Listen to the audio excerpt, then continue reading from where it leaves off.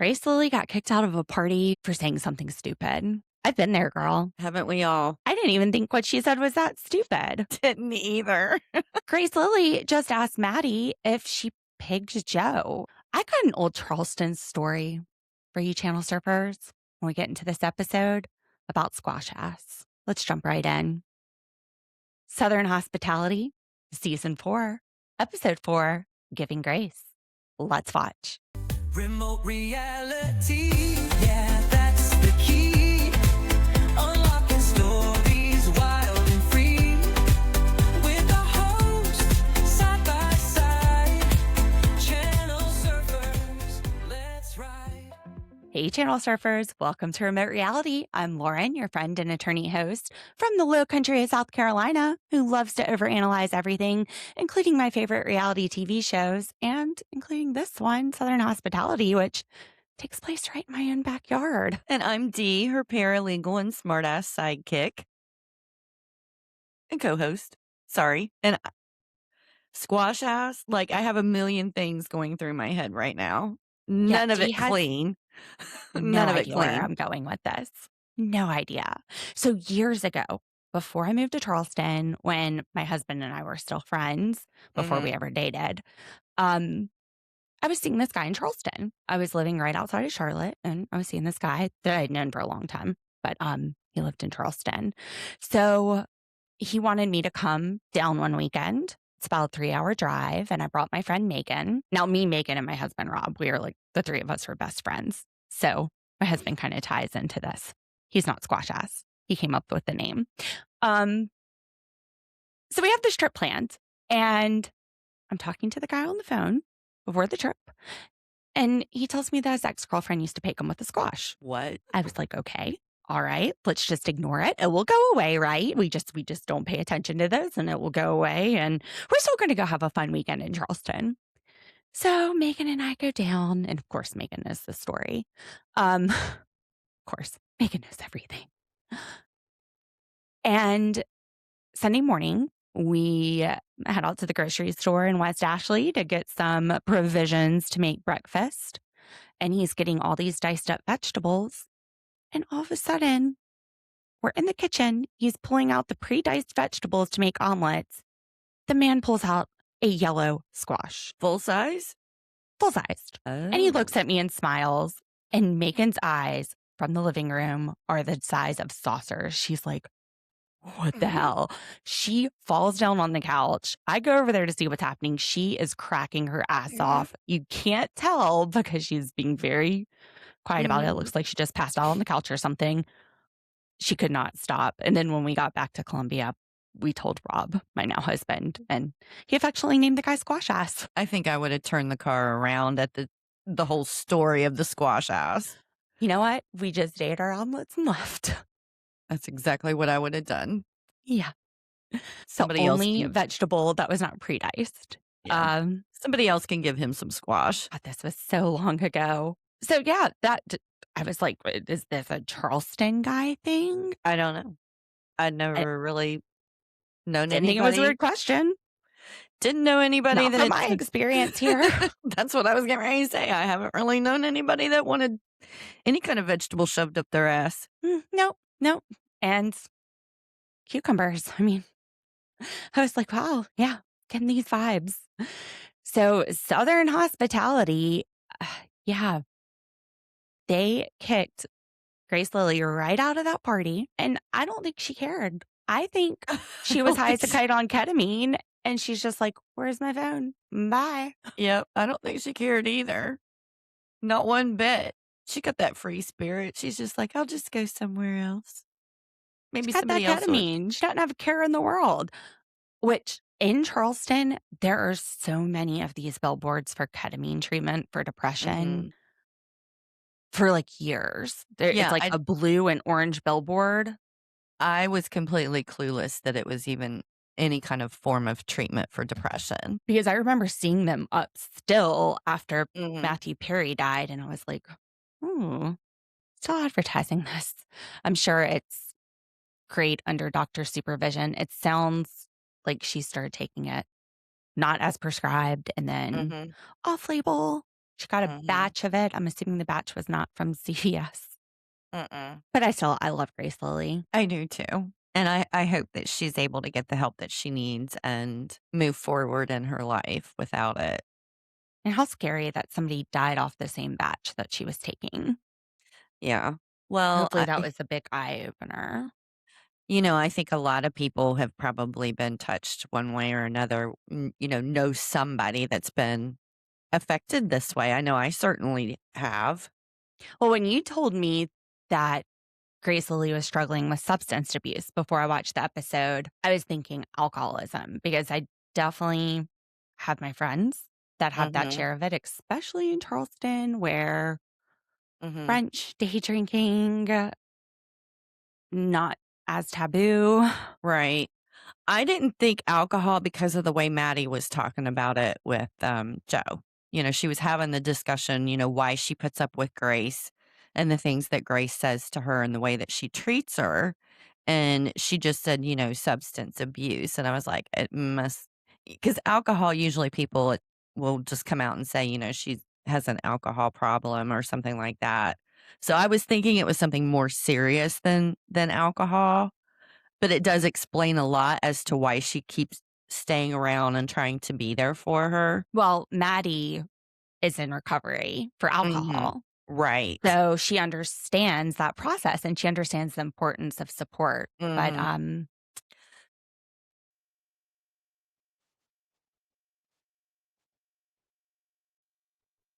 all right, so Dee, Mhm.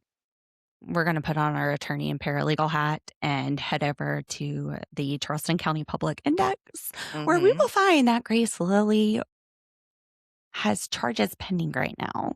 Oh, no. Just as Great. of a few weeks ago, as of March 10th, she was charged with drugs, possession of a controlled substance in schedules I through V, first offense, which this is a schedule 3 drug. So, ketamine would be. So it might be ketamine. Mm. First offense. So with a first offense, she faces up to 6 months in jail, up to $1,000 in fines. It is a misdemeanor. Possession in South Carolina, possession can be just like within your reach. Mhm. I know that my trial advocacy professor, he once had a case where everybody in the car got charged with possession of cocaine because the cocaine was in the flap in the behind the driver's seat. So Mhm. everyone got charged with possession. So during the break, during trial, before Mhm. closing arguments, he went and he taped a bag of white powder under the prosecutor's table. And then during closing arguments, he pulled it out. He's like, they've been in possession of this since our break and they didn't even know. Oh, shit. Bravo. Bravo. I learned from a Mhm. great attorney. So we don't know the facts. We don't know the circumstances. This is pending. She did get out on a personal recognizance bond, which means she didn't have to post any money. I mean, she's not a flight risk and she's not a danger to the community. Of course, she's not a danger to the community. She's Lily Grace. Grace Lilly. Bless her heart. She's just gonna go read some tarots and vibe. Well, she might be a danger to Maddie to kick her out of the party. Did the judge know about that? So yeah, we'll see where this goes. It doesn't look like she has counsel right now. You Mm, volunteering? not volunteering. See, we're busy. I know, it's our busy season. Only paid representation at this point. She does have some priors though. Possession of a little harder stuff Mm. like MDMA, ecstasy, were the allegations back in 2016. Those were finalized in 2017. It's been 10 years. 10 years. Mm. Then she has a traffic ticket. Who doesn't? Let's not pull up my record. It'll be like traffic ticket Please. city. I know. But I'm just hoping that this isn't a sign that she's fallen off the wagon. Fingers and toes crossed that she was just sitting in somebody's car. Mhm. Thoughts and prayers with Grace. Thoughts and prayers with Grace. So they're playing bobbing for cucumbers, which they said dicks. And I was like, oh my God, this is the perfect game for Liz. Where's Liz when we need her? You know what? I was texting her last night because I sent her those shorts I made of, okay, y'all, I've been obsessed with the Nancy Guthrie case. I really think we need to do a rundown with my theories on it, which are definitely more cohesive than this live YouTuber who has people call in and give theories. There was this one yesterday. This person has called the FBI with this theory. Mm-hmm. She says that the mask guy is some guy that she saw on YouTube and somebody else's live video. Mm-hmm. I think it was his live video. She said that she saw him. It was. And I'm not saying the name of the YouTuber. Right. It's like the Jerry Springer of YouTube, these callers. I mean, I heard somebody on it last night saying that when you die, your mortgage goes away. So he thinks the brother-in-law is trying to get the house for free, which I'm like, okay, no, like that's not how any of this works. From a financial perspective, I don't see any motive of the family financially. And that definitely is something we could address if we do it in a podcast. But I sent her the video of the lady who said she was psychic and then started talking about how she would dispose of the body and coyotes in the desert, all kinds of crazy shit. Apparently told all this to the FBI. And at the end of the call, the host is like, okay, you stay safe. You tried to get off with her a bunch of times, like get off the phone. Anyway, so she texted me back. She goes, is that you and D making AI videos? I was like, no, that was real. Liz. No, Liz, that was real. So if you're new here, make sure you like and subscribe. But Liz was my original co-host for like 2 episodes. And she is a Grace Lilly. She's Grace Lilly. She's free spirit. Yes. People would have had a lot more fun watching her than me. That's for sure. We'll pull her back on it at some point. That's not what you were supposed to say. You were supposed to say, no, Dee, they love you. She's like, dumbass. you. That was a fishing for a compliment. Damn. You gotta use some bait. Read the room. Read the room, Lauren. No, Dee. No, Dee. Anyway, so she thought that was us punking her. How did we get here? I don't know. You're sidetracking big time today. And if Grace you want to Lilly, get through this. bobbing for cucumbers, because Liz is, if you guys watch our Dateline on, it was either the sliding glass door or Coburger. I think she pulls out a flashlight she has that looks like a penis and you pull it down and it closes. I didn't think Liz did either one of those with us. She did half of each of one. We couldn't track her down for the other half. Okay. Remember, that was when we stayed up until like 3 a.m. It has to be the sliding door. I don't think she did any of Coburger with us. It was the teacher or whatever. Well, we finished one episode and then we started the sliding door. Yeah. Anyway. Okay. Oh, speaking of Dateline, I believe tonight's Dateline is Nancy Guthrie. So maybe that's how we like slide in covering this, because I got this stuff mapped out. Anyway, back to Southern hospitality, bobbing for cucumbers. Why are they freaking swimming in this? Like, just wait till it floats to the top and suck it up. I don't know. Maybe they're weighed down.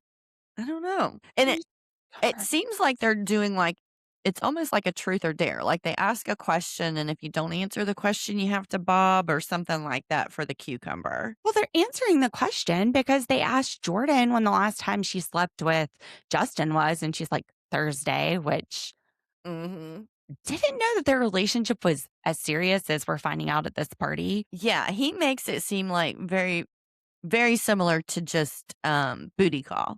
But Lake starts saying, oh, no. He's got a toothbrush for her. She's staying at his house every night. But then you see a clip of Justin and Jordan, and she's telling him, you can date whoever as long as it's not somebody I know. Like, why? Like, is she dating whoever? Girl, you better be dating whoever if this is the rule. Those are rules I would have never had in a relationship. I'm sorry. It's not a relationship, though. It's like a situationship or something. Yes. I wouldn't even. Okay, so let me rephrase then. I would never be in a situationship. I'm not putting up with that kind of shit. I mean, I would, but I wouldn't catch any feelings. No, Just sometimes you just want to have fun. You just don't want to date them. I was that's a out there one for a night long stand. time. I was like That's a 34 one night when I got stand. married. That's a one night stand. It doesn't have to be one. You know, you Anyway, just yeah. um, bobbing for cucumbers. Maybe the problem is Jordan doesn't suck hard enough. She's like ducking her whole head in and pulling it out with her teeth. She's too worried about her hair. But Grace Lilly, she's like, I'm not going to do it. I'm like, get on my knees for Jesus. I'm going to bullshit on that. Yeah. You know, there's probably a whole string of guys saying she got on her knees for me. Jesus. His name was Jesus. I thought it was Jesus. So we already went into the whole drama that gets her kicked out of the party and just walks right on out. Anything else? I don't think there was anything else really during the sleepover.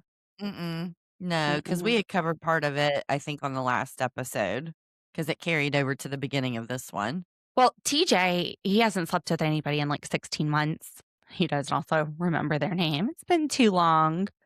And then Mia does say that she accepted a date with Justin, but she canceled it.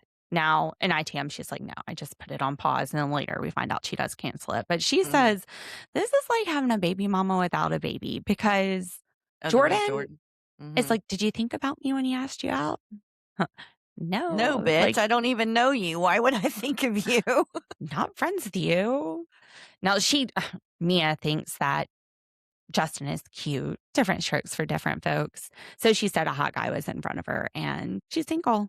Why not? But then she's like, oh, no, I'm not dealing with Jordan. And TJ's over there going, Jordan, you can't get mad. Like, you know the situation. Right. Oh, trust me, I bet she does get mad. I think we're going to see a lot more with the filler person. I don't know that we will, but we'll see. I don't know. I think Jordan's just saying whatever he has to do to keep getting some, and he doesn't care one way or the other if she leaves. Right, but I think we're going to see some drama out of her when she finally realizes that it's not what she thinks it is. It's exactly what she thinks it is. I just don't know why she's accepting it. Because we see Jordan sitting there telling Justin, yeah, you can hook up with whoever. Right. And for Justin, this is friends with benefits. He's like, I'm not interested in dating you. Right. This is fun, but this isn't. I know that's what she's being told. I don't know that that's necessarily what she thinks this relationship is. Otherwise, why she's hoping it's going to turn into something. Absolutely. And it's not.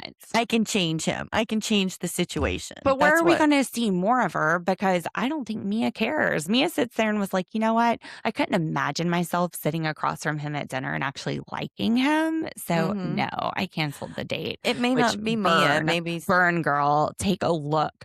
Jordan, this man is trash. Mia doesn't even want him. Right. Toss him to the curb where he belongs. I'm sure he's a very nice guy. Don't let the door hit you in the ass. But, and that's fine. Like, they both mutually want that relationship. I think she needs to let it go, though, because it doesn't appear this is what she's looking for. No, he's taking it exactly the way that he says. And I think she is thinking that it's going to go somewhere. Now, when it's Lake's turn, they ask her if she is Team Brad or Team Emmy. And she says Team Emmy because she had made out with Brad a few times, and then all of a sudden he shows up with a girlfriend. So she's a little sketched out by that. Completely understandable. I don't think she had to pick sides, though. I would have been like, y'all ain't, no. I'm team, no. Screw them both. Well, listen, I don't think you watched last season, the whole season, and I did. Brad friend zoned her. I mean, she knew. It wasn't like they kissed and then he shows up with a girlfriend and she doesn't have a clue. He friend zoned her and told her that. So I think she's just a little butthurt. I'm just saying she doesn't have to pick either of their sides. I don't know why she is picking guys. sides. I'm going home because they asked her which side, but I would have been like, oh yeah, yeah, yeah. I would have been like both. Like I'm friends with both of them. I've been like neither of them. They both fucking suck. True. Well, Brad Emmy's got doesn't suck. microaggressions, and she's doubling down on her shittiness. And Brad friend zoned me. And now I like girls because men suck. We've all been there, girl. We've all been like, I'm just either going to be a lesbian or just celibate. I'm being a nun. I'm going to be a nun. None. One way or the other. Because men suck. They don't suck. Not all of them. No, they don't. But we've been there. We've all had one or two. We've all been there where we're at that point. Mhm. We can understand Fuck where men, ladies fuck feeling. this, fuck that, fuck everything. Like, I put myself in the position, my ex owns a lot of restaurants in Charleston, and he started opening them up after we had ended our engagement, and my friends wanted to go there. It's like, because they're friends with him, mutual friend stuff. And I'm just putting myself in the position, like, if they were like, pick one or the other, who are you picking? My option would be nobody. I'm picking me. True. So after the sleepover, we move on to Blake having a conversation with her mom on Zoom. And we find out that she's not talking to her dad as much right now after she came out as bisexual, or I'm not sure. I didn't see last season.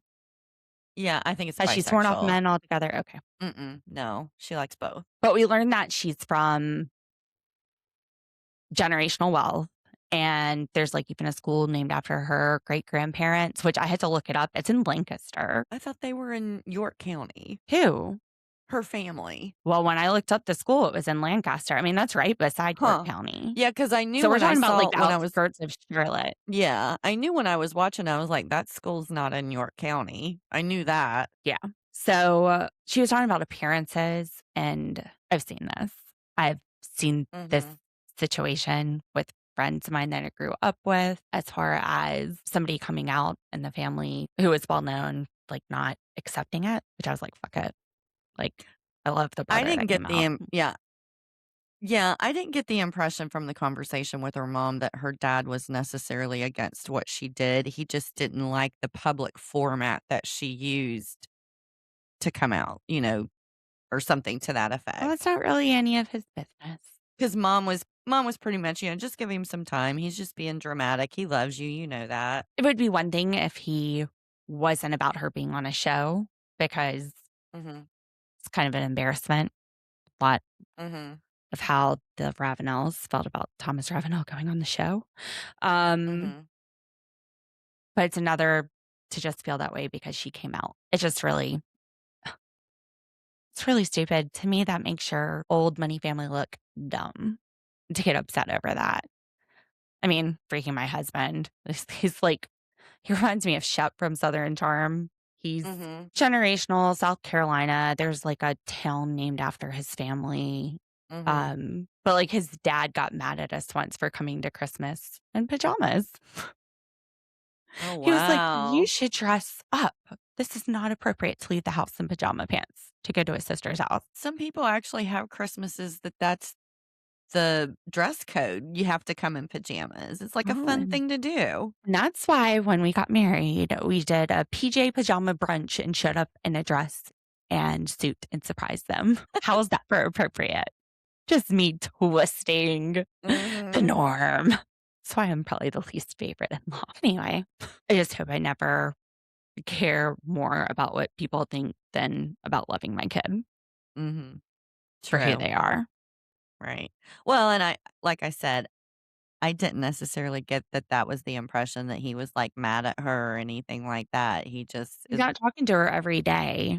just being dramatic, as her mom said. Came out publicly. How did you take it? I just said, I thought that the mom was trying to say that he's just a little upset with that it's on TV, basically. What's on TV? That she came out on TV. And if she was straight, would he have a problem with her dating on TV? I don't know. I mean, no, that's not where I was going with that. But she was making out with Brad, and the issue wasn't until she had a girlfriend. Well, and the problem is the homophobia and the fact that he is ashamed of her realizing something that she's kind of known all along with. Like, she even had these feelings for a friend back in the day. So she's like finally brave enough to tell people. I mean, we see Michael struggle with the same thing with his mom. Right. No, what I was thinking is it actually may have kind of been a surprise. Maybe her dad didn't know at all. Because the friend that she went out with last season was one from like high school. So I'm assuming it was someone that she's been around a lot all of her life. And I think dad might have been maybe surprised. I don't know. Maybe he didn't see it He's coming. not talking to her multiple times a day Every like day. he used to. Mm-hmm. He has pulled back on his behavior. I don't know. I thought it was gross, the reasoning behind it. Well, I'm not defending it. I'm just saying that I thought that that's what the mom was getting at, that it was just More of what? How is this like a okay at surprise. all? Like a surprise to him, or I don't know.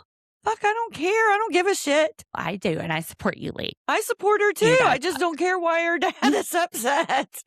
Your dad sucks. He's the one tarnishing the family name. IMO. I think he's going to be fine. I think he's going to get over it just like mom said and be fine because he loves Kick her. him in the ass and then he'll be fine. I'm getting hungry. Now I'm getting hangry. We need to hurry this up. I want to go to Bojangles. It's Friday. I want to go to Bojangles and get me a fish sandwich. They're a limited time right now. They're not going to last forever. Sorry, you want a fish sandwich from a fast food restaurant? Yeah, it's Bojangles. Have you never had their fish? Right. So after All right, this snob. conversation, All right, snob. what do you mean snob? You're getting a I don't fish eat sandwich fish from a fast food restaurant. If I'm going to Bojangles, I'm getting a Cajun filet biscuit. I'm getting some fries, and I'm getting some honey mustard to dip them in. Okay, they have one of the best fish sandwiches that I have ever had, and it's always the same time. It's seasonal, so it's just like a few I'm not weeks big on every fried spring. fish. It just tastes like fried. When I like fish, I like it broiled or grilled or sautéed, like not fried. I always like it fried. Because fried just tastes like fried. It just tastes like a hush puppy. It doesn't have any flavor. I love fried fish. I grew up on fish fries. Well, go get you a frozen fish fillet from Bojangles. Come on, we got to move on. So over at Republic, it looks like a Sunday brunch in Charleston. Brad is talking to Justin about how he was at one of the other restaurants. I think it was Lamar's with Emmy. And she was talking to him. And then when Will walked in, she acted like she didn't know him at all. Completely ignored him. So he's like, this apology was completely fake. Yeah. Do you think she just wanted to drink shots? So she's like, let's pretend to make up with people. Or is she that much under Will's thumb? Right. Well, I mean, she tells Justin on the phone that it was basically just, she wasn't serious. It wasn't serious. She was just saying it. And he's telling Brad that it wasn't serious. And he was like, I knew. I feel so bad for Brad. I do too. I mean, he's so nice. And how stupid is Emmy? Like, she's told her sister. Now she's told Justin. And Justin, I mean, it's like, it's going to be telephone all through the restaurant now. Everybody's going to know that she didn't mean it. Why would you tell people you didn't mean it? Why would you say it if you didn't mean it? The only motivation I'm seeing is so she could break her sobriety. Well, that or try to lower some of the stress level and the being uncomfortable when she's at work. I don't know. Just quit your job. Go to Columbia. Make sure your fiance's not cheating on you. She needs just to. a thought. They have restaurants there too. So after this, we go to a sobriety coach with Grace Lilly. She's not quite ready to go to rehab. Rehab at the beach just doesn't feel like it would go hand in hand, because if I'm on the beach, I usually want a cold drink. Alcoholic drink to relax. The wind blowing against your face. Yeah. I can't day drink. I'd pass out. Gonna need to go out to the mountains or something for sobriety. Get away from the coast. Go somewhere cold. What is it? You're gonna want to drink. There's one of them. Is it the desert. Betty Ford that's in Arizona? Yeah, I was going to say it's out in the middle of the desert or something. Yeah. Slate goes over to Michael's studio and he kind of gives her a heads up about the whole Brad situation, which, Brad, just go have a conversation with Blake. Just go talk to her. Why is this like, we've got to tell everybody and their mom before we go to Lake and have a conversation. And then when he actually goes to have the conversation with Lake at Republic, he's like, I don't know why we even need to talk about this. Brad, you've talked about this with like everybody else. the reason you talk about it is because that's how communication works, and you let know your expectations, and she lets you know hers. So we'll jump back over to that, but back to Michael's. This studio he has, Mm-hmm. the cheapest it would be downtown would be like $1,800 a month. That's insane. But I would say the average for a studio downtown would be like 3,000, 3,500 a month. Like they're making bank at her Oh, Republic. I'm saying. I mean, because we're talking just like basically a bedroom with a kitchenette off to the side. Yeah. Wow. Living downtown, it's stupid expensive. At sorry, she's like, my dad, he made us learn about our heritage. Mm-hmm. I'm a proud Black woman. I understand what these microaggressions are like. I face them every day. And I thought signing off on it with you was enough. Not because I was comforting Emmy doesn't mean that I'm anti-Brad. Right. And I was like her. I thought when she said, when I signed off with it, agreeing with everybody, I thought that was good and it should have been. I don't know why a big deal is being made about it. Because it was fake. It was a fucking fake apology. Right. But that's not what they're saying. They're upset. And they're both like, oh, I don't think her heart was in the wrong place. It was a fake apology. Her heart was in the wrong place. Okay, to me, it's like two separate things.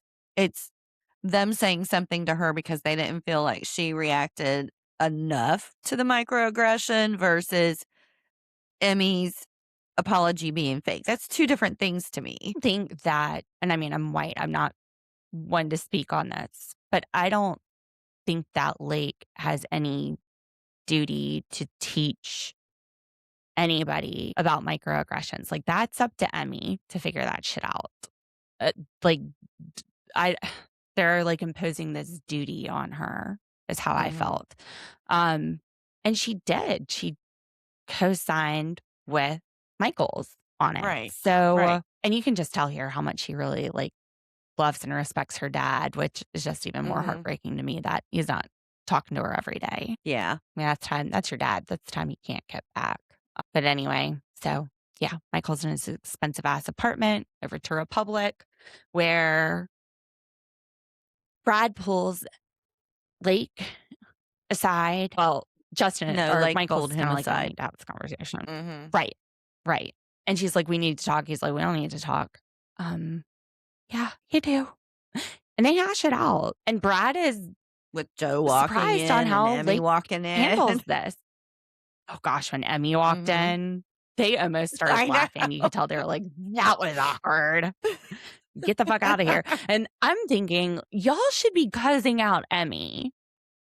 Brad and Lake, just grab that bitch by her blonde hair and just yank it out. I think it's coming. This isn't microaggression I have toward Emmy. This is just straight up rage. She's about to hyperventilate for the rest of the season. I have a feeling. It made me wonder though, Brad friend zoned her. It's almost like he's seeing something deeper now. He has Julia, but I feel like he has a new level of respect for Lake. Well, I think he's seeing something that he didn't see before because before it was like, well, we went out, it's his turn. And he's like, I asked her, it's her turn. So it was this back and forth nonsense. Instead of either one of them being honest and saying they wanted a second date, they just kept sitting there waiting on the other one. And then they had a little makeout session in Vegas that didn't really go nowhere. So, it was just like friend zone. They had the conversation. We're just going to be friends. She didn't like that. She didn't like that a guy friend zoned her first. I wouldn't like it either. Mm-mm. I wouldn't know what it's like. Just kidding. JK. I just stay in the friend zone. Yeah. So this leave the friend zone. Hey, when I friend zone somebody, they hardly ever leave the friend zone. But yeah, this conversation. I'm always in the friend zone. They're like, friend zone, you crazy girl. This conversation with Brad, I think, is probably the first time he's really seen some major substance in a conversation with her, because that's not what we saw last season with them. Yeah. I felt like he was looking at her differently. Yeah. When they left that conversation. More respect. Mm-hmm. So at the end, Justin is like, I don't even think Emmy can say what a microaggression is. And she's an ITM. She's like, I can. It's like women are bad drivers. So a microaggression is, it can be verbal or nonverbal. It's a subtle dig or insult or even just stereotypical comment about a marginalized group. So as far as fear of Black men, for example, 1 in 5 Black men relate to having people fear them, just like clutching their car keys or locking their car doors or maybe waiting for the next elevator. And it's because of the stereotype that Black men are criminals and dangerous. And from like a legal perspective, we see that kind of play into the system where people get pulled over for driving while Black. Like they're not doing anything. Like I'm sitting here running stop signs, but I'll be riding with my friend and he'll get pulled over for driving while Black. Justin, he doesn't like how Emmy has just like doubled down on her shittiness. I agree. She just needs to educate herself and understand that what she said is harmful. It's based on a stereotype. There's no reason to be afraid of Brad. Like, he just seems like a big teddy bear. Right. Well, just the fact that she's known him for so long should be enough to not make a statement like that. Well, I haven't known him at all, but like, I wouldn't be afraid of Brad. Well, no, but that's what I'm saying. When you're in a friendship with somebody and you know them, I mean, you don't stay in friendships with people that you're afraid of because they have anger issues or something like that. She knows he's not like that. So I don't know why she even fucking said it. But with the microaggression, I think not knowing somebody and assuming that they're that way is more frequent. And I wouldn't be afraid of Brad. No. I don't think that Black men are scary. I think Chihuahuas are scary. There's my microaggression. They're very scary. Chihuahuas. Those little bastards. Dogs. They'll take the hide off of you in a second compared to a big dog. But yeah, Emmy, have some self-reflection. Have a conversation with Brad. He's willing to explain to you why this hurts him. And listen. And stop going around behind his back, doubling down on your shittiness. Whether or not you intended it, you still said something stereotypical about a Black man. And I think it's even worse that you know him and that you're not afraid of him, that it really was just based on a stereotype. He was just repeating to you what you were literally saying in the hall. I don't think he needs to have any conversation with her at this point. She's made it clear to so many people now that it was not a genuine apology. I wouldn't trust anything out of her mouth. My friendship would be done with her if I was him. I agree. I wouldn't even give Brad's her. too good I of wouldn't a even person. give her. Yeah, I wouldn't even give her the conversation. Brad, you can make other friends out there. All right. Bye, Felicia. That is it for Southern Hospitality. He keeps reminding me that my son has an Easter egg hunt at his school in 30 minutes. So we're gonna float out of here, but make sure you like and subscribe. Thanks for listening. We will be back next week with Southern Hospitality, and maybe we'll be back with some Nancy Guthrie talk. We'll see. Thanks for listening. Bye. That's right.